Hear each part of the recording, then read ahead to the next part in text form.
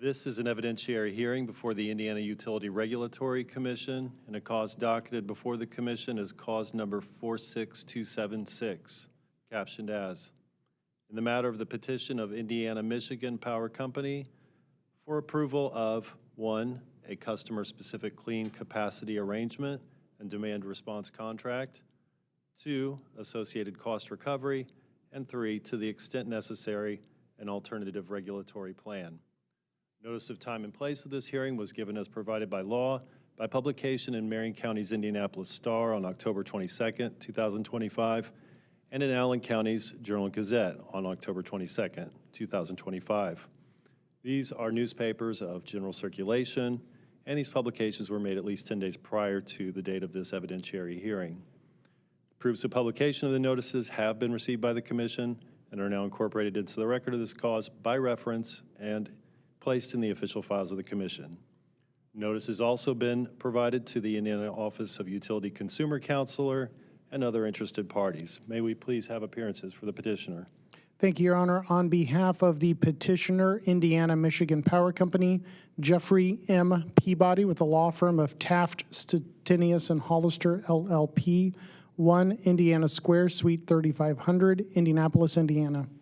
Thank you, Mr. Peabody. And for Intervenor Citizens Action Coalition? Thank you, Your Honor. Please accept the appearance of Jennifer Washburn on behalf of Citizens Action Coalition.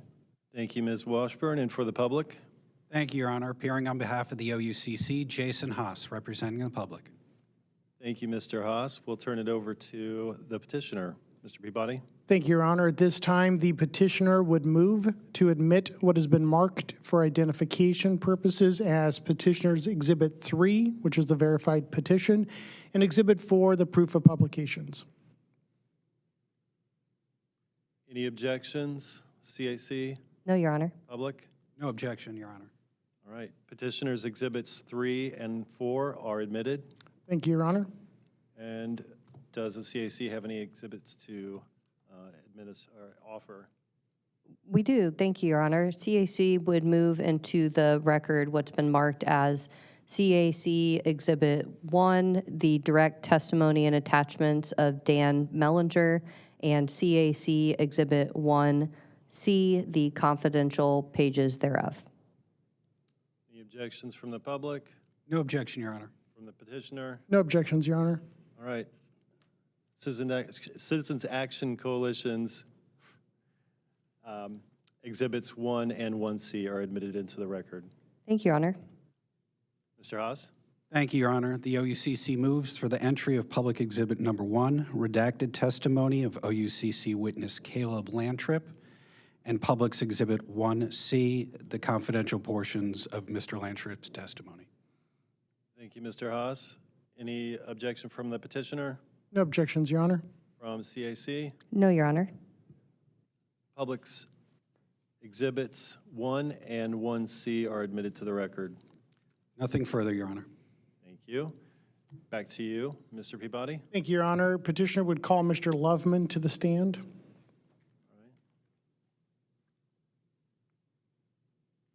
Mr. Loveland, before you get comfortable, we'll administer an oath. Can you please raise your right hand? Do you swear or affirm the evidence you will give in this cause will be the truth, the whole truth, and nothing but the truth? Yes. Thank you, sir. Please.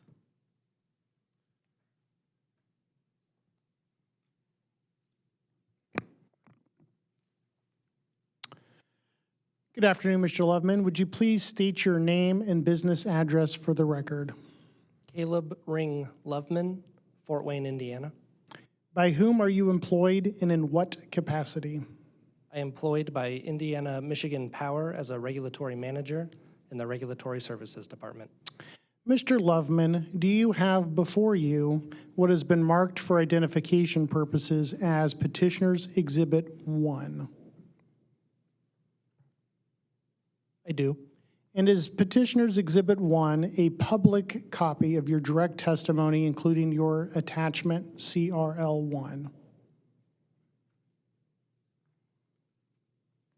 Yes. Do you also have a document on green paper that has been marked as Petitioner's Exhibit 1C? I do. And is that a confidential portion of your direct testimony and attachment?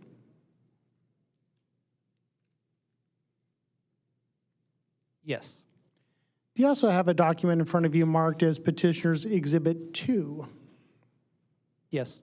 And is Petitioner's Exhibit 2 a public copy of your rebuttal testimony and attachment?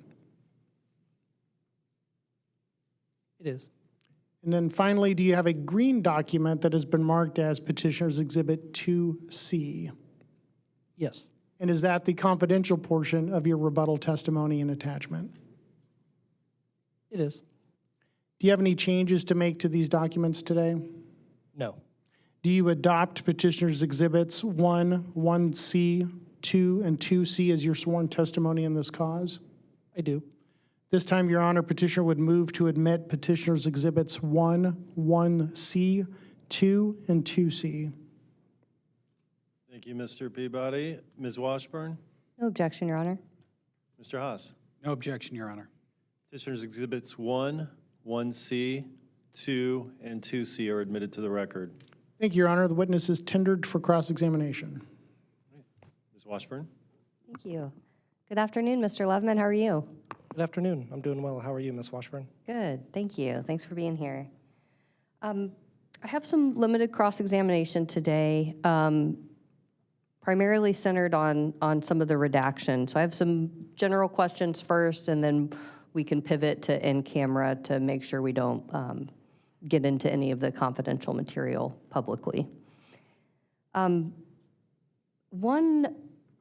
of the items that is redacted from the contract from the public is the individual and company with which the special contract is executed. Is that right? Yes, the signatory on the contract is redacted, but as I state in my direct testimony, this contract is with Google through a special purpose entity, and that redacted testimony and exhibit have been provided to the OUCC, CAC, and Commission fully unredacted for review. Thank you. And I appreciate that sentiment that was expressed in rebuttal that the Commission, the OUCC, and the CAC can view this material, but you understand that one of our arguments is that the public cannot evaluate the merits and details of the agreement, right? Yes, I do understand that that is a point that Mr. Mellinger raised in his testimony. And as I stated in my rebuttal testimony, the state-appointed consumer advocate has been provided the fully unredacted copies of testimony and exhibits. Yes. But it will be the rate-paying public that ends up paying for the incentives that go to Google. Is that correct? Ultimately, as requested and proposed by I&M, recovery of costs associated with this contract is requested by customers. Thank you. Can you help me understand why the actual counterparty to the agreement with I&M is redacted? Why, in particular, is that redacted and not available to the public? Along with the petition, the company filed a motion for protection with supporting affidavits by myself and a Google representative. And those affidavits covered the reasons why this is appropriate. Specifically, this is customer-specific information, and I&M has a responsibility to its customers to protect confidential information for customers. But can you help me understand what trade secret or whatnot is secret about the name of the company with which I&M has executed the contract? I'm not privy to Google's specifics in terms of why they need certain information or request certain information be redacted, but that has been communicated to I&M, and we, as I stated, we have a responsibility to our customers to protect what they have communicated as confidential and competitively sensitive. Are you aware of any other special contract the Commission has approved where the person executing the special contract and their job title was kept secret? My understanding is that the information that I&M has requested be kept confidential in this proceeding is in line with prior redactions approved by the commission. But to your question directly, I'm not personally aware of one specific contract, but that doesn't mean that one doesn't exist. I'm just not personally aware of one. Okay, thank you.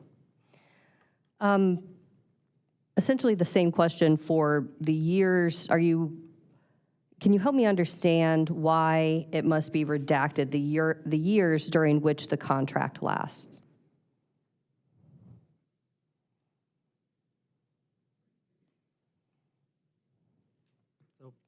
As I state in my rebuttal testimony and as supported by the motion for protection, which to my knowledge there has not been any objection to in this cause, this is customer-specific information specific to the capabilities of Google. And if this information were to be released or made publicly available, this could potentially have harm to Google and I&M with further contract negotiations. Thank you. With regard to the motion, subject to check, the motion is for preliminary protection of the information. Is that right? Subject to check, I agree. Okay, thanks. And then the commission would ultimately make a ruling on confidentiality in the final order. Is that your understanding? Yes, that is my understanding. Okay, thank you.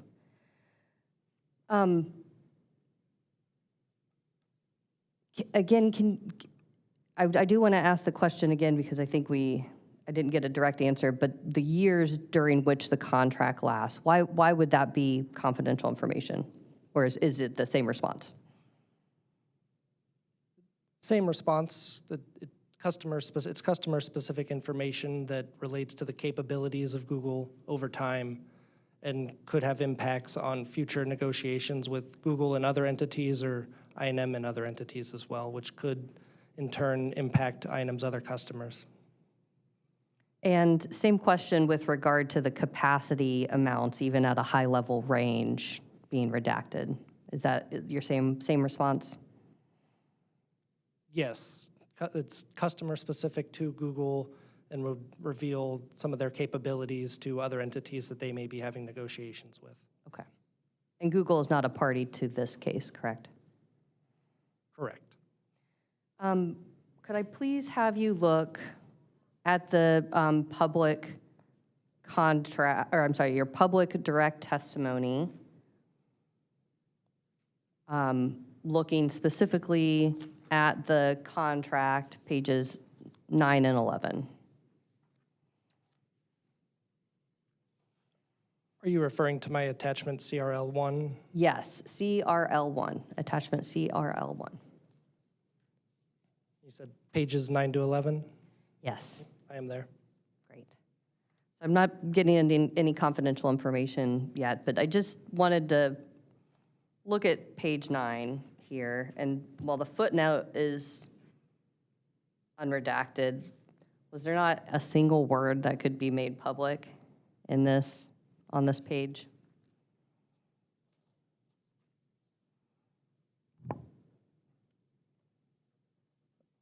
One moment while I look at something. Sure.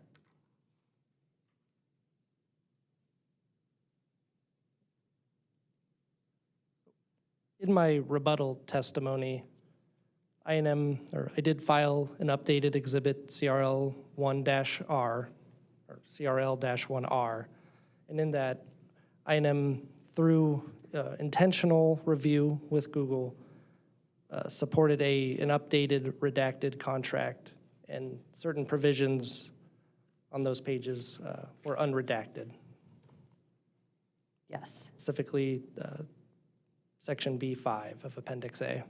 Yes, thank you. Thank you for highlighting. I should have directed you there. Could we look at your rebuttal attachment CRL1R public?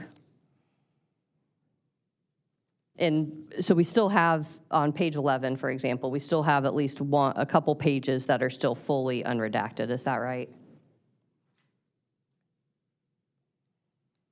Yes, there are a couple pages, or specifically page 11 is fully redacted, as these are negotiated terms. And to my earlier point, could have impacts in future negotiations between I&M and other customers or Google and other entities. I think at this point it would be a good time to transition to in-camera, Your Honor. All right, thank you. Anybody who has not signed a confidentiality agreement and is not privy to in-camera proceedings may leave now before we go in camera. Okay, we're going in camera.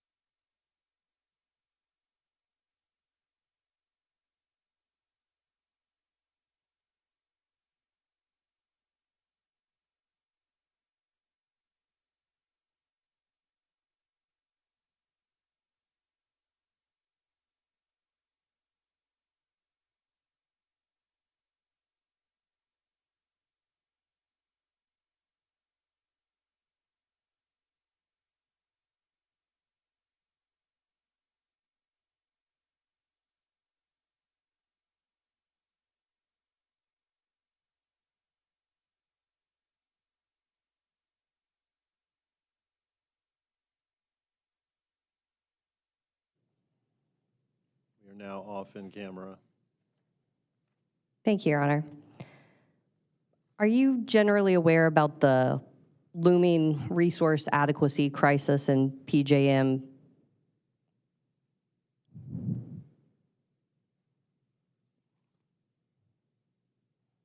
I wouldn't classify it as a crisis, but I'm generally aware that there are discussions around resource adequacy within PJM, but I'm not familiar with specifics. Are you aware that in part it is being impacted by the influx of data centers? I'm aware that this is it's impacted by the driven or the increase in load across the PJM system. Yes. Thank you. And do you agree that demand response is an important solution for reliably meeting data center load growth?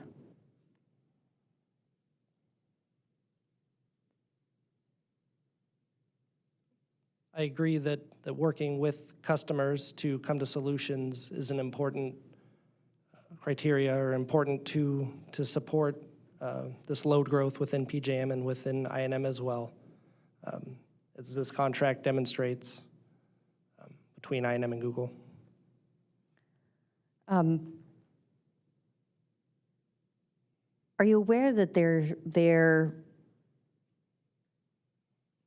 with the way that the contract terms have been redacted, do you agree that it is to a certain extent preventing the sharing of best practices and the ability to learn across the jurisdictions in PJM, which could impact reliability and affordability? I don't agree with that statement. As I state in my rebuttal testimony, this contract is with a specific customer with offerings tailored to their capabilities. So you don't think that understanding the success or failures and details of a demand response program would be helpful with other customers or with other jurisdictions?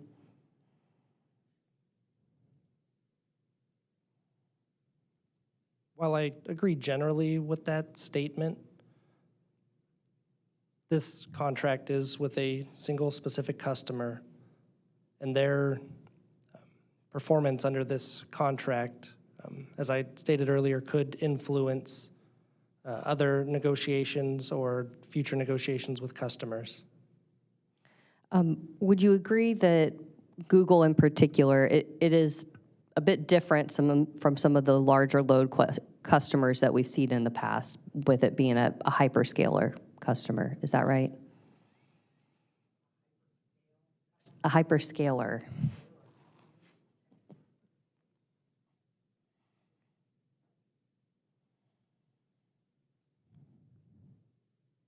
So in terms of the size of the load, yes, this is different from past customers. But my understanding is they have similar load characteristics as other customers operating at this class level of service.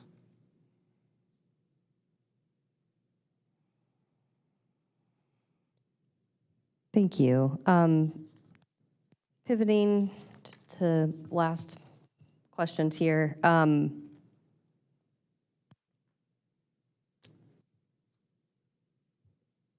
There was not a rate impact analysis completed for this, correct?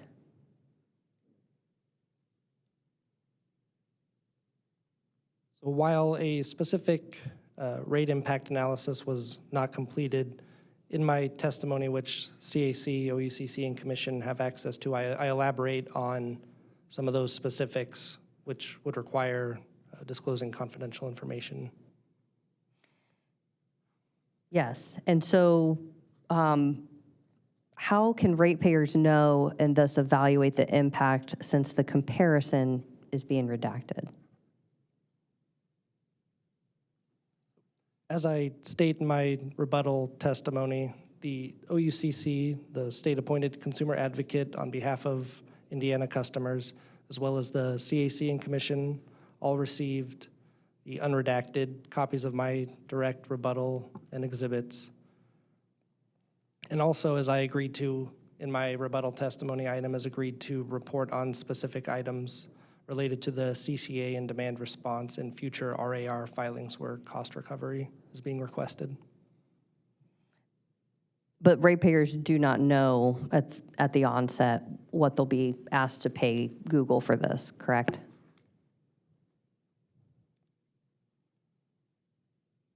This information hasn't been disclosed publicly, but has been provided to all parties in this case. Thank you, Mr. Loveman. I have nothing further. Thank you.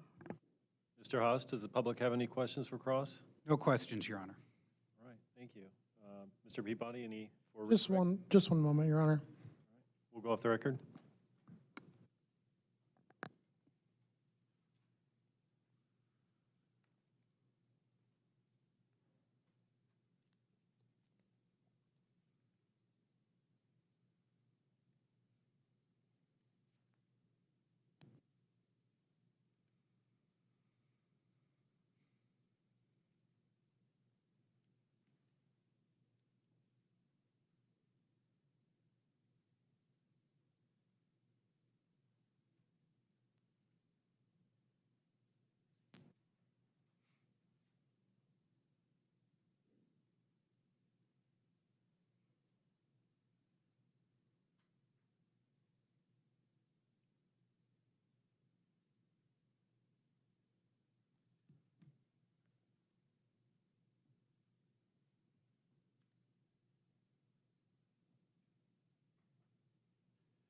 I just have a couple questions, Your Honor. All right, we're back on the record. Mr. Loveman, you were asked a number of questions about various terms in the contract and the reasons why those were redacted. Do you recall those lines of questioning? I do. Is it your understanding that all parties in future contracts would have to agree to the same terms that are included in this contract? No, as I stated, these are specific terms and conditions negotiated via lengthy collaborative discussions with Google. You were also asked a question by Ms. Washburn about whether demand response was an important tool to help meet data center growth. Do you recall that question? Yes. How would public disclosure of these terms and conditions impact I&M's ability to explore demand response with customers in the future? By disclosing this information, this could impact future negotiations by informing potential future customers of the demand response offering that has been negotiated with Google, therefore influencing those future discussions. Nothing further, Your Honor. Thank you. Anything else for this witness? All right, thank you, Mr. Loveman. Thank you.